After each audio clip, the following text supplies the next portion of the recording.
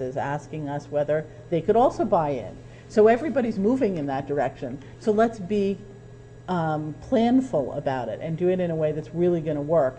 You know, I've for a long time, when I haven't had health coverage, I've wanted to buy into Mass Health. Right. It's the most comprehensive plan you can get for the cheapest in the entire state. If individuals were allowed to buy into that, we'll let some folks buy into the businesses and the cities and towns buy into the group health care plan.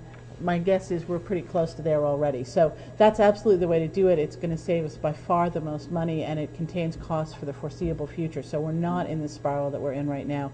The Boston Business Journal asked me about it because they're worried about spiraling healthcare costs. It's the only answer. We've got to get there, and people know how. It's not my area of expertise completely, but I'm going to sit down with the folks who are the experts and get us there so that none of us are worried about healthcare coverage. And it's not just a personal thing, you know. Right. There were 14 cases of meningitis in Framingham, highly contagious, and it's the folks who don't have health coverage who are getting sick and waiting to the last minute to go into emergency rooms, incredibly expensive, not healthy for them, and you know what? We all come into contact with each other, so it's not healthy for any of us. We got to get there.